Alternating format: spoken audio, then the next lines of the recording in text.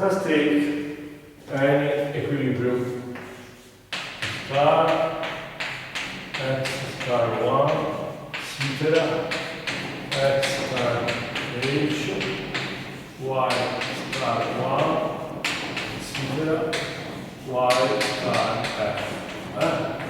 This is a electronic equilibrium which satisfies the usual conditions. Is it clear? Now consider the consumption allocation of equilibrium. The text consider only the H consumption vectors. Clearly, this is an allocation because these consumption bundles in the pool were obtained by means of initial endowments plus various production processes activated by the different firms. This is the equilibrium allocation. Our theorem is the following. This equilibrium allocation is in reality an element of pi elements. Is a weak Pareto optimum.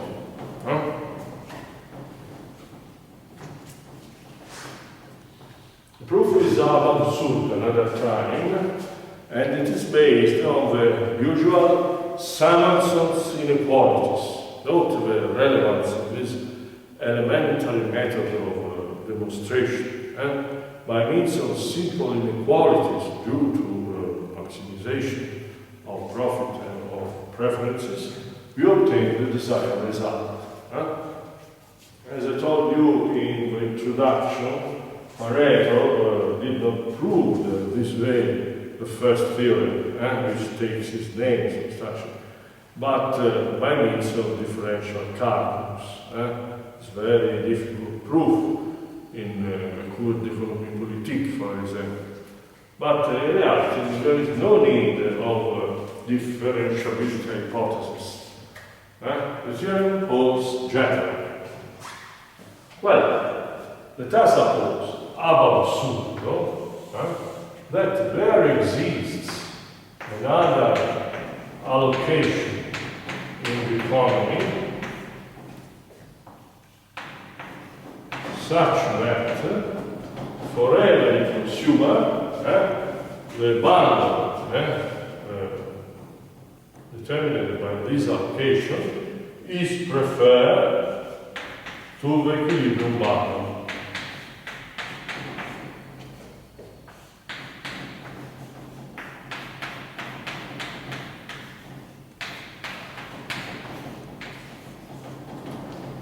Is it clear? By the definition of weak Pareto optimum, there are no other allocations which betters the condition of every subject. If you deny that the equilibrium allocation is a weak Pareto optimum, you obtain exactly this. There is another allocation which betters, ameliorates the condition of every subject. Is it clear? Now, let us consider the situation of any of these H households. Let us represent its situation, his situation, in this graphic.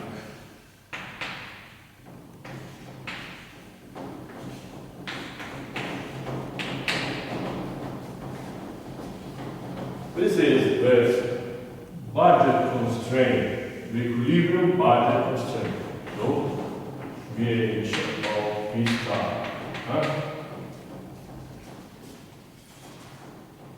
Since every subject maximizes his preferences in the budget constraint, the point X star H must have all its preferred elements outside the budget constraint. Suppose that the optimal point is this. Note that in this case, I am not supposing that I don't suppose that preferences are locally non-saturated or monotonic. Because note that the optimal point is below the budget line. However, this is not important. The important thing is that the set of preferred elements in this bundle must lie outside the budget constraint. Is it clear?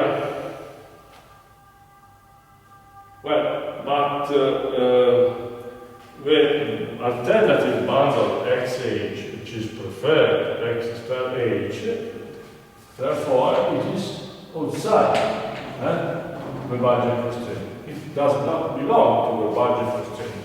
Otherwise,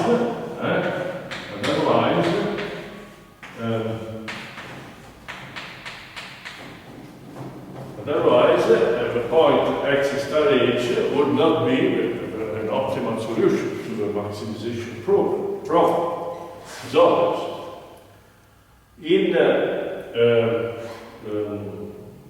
value theorems, the following inequality solves. P star times X H must be greater than the initial value of subject H, which is in times greater or equal to P star times X star H. Clearly, since X star H is chosen, it is also chosen. So this value cannot exceed the initial value of the consumer. While the alternative bundle XH is outside the budget constraint, so its cost is greater than the initial load. Sorry, the initial value. Is it clear? So, if we sum hand by hand, side by side, all these inequalities, and do not consider the determinant one, we obtain P star times sum for H of XH greater than P star times sum for H of X star H.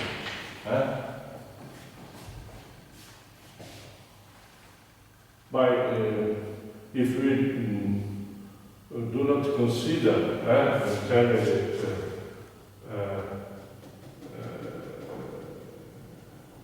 determinate inequality, we obtain this final inequality.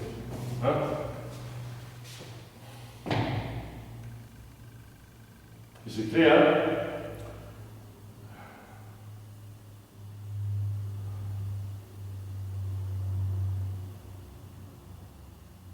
But clearly, these two sums are two alternative elements of a set T.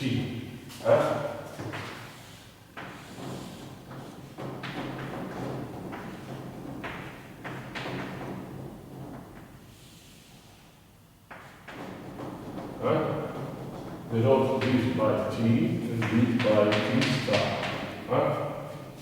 Clearly, since this alternative allocation is obtained by transforming some initial endowments in new products, clearly there exist some productive processes which permit to obtain in the whole the sum of these alternative vectors, which is represented by T.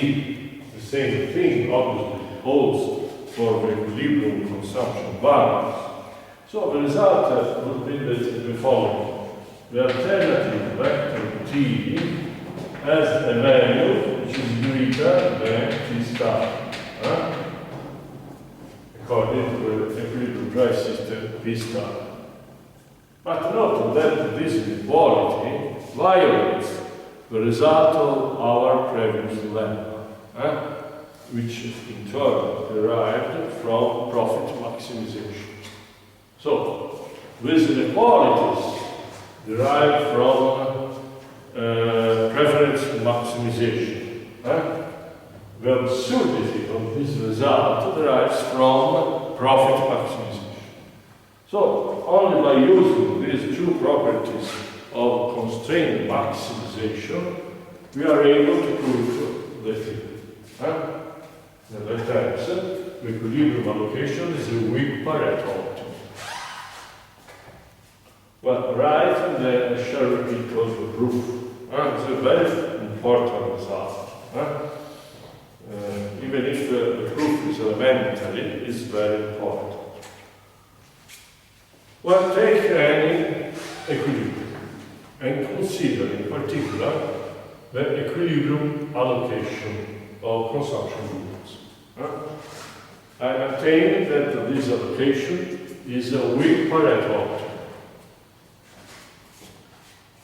Suppose, absurd, that this is not true. In other terms, there exists an alternative allocation such that for every subject, the consumption bundle XH is preferred to the equilibrium bundle X star H.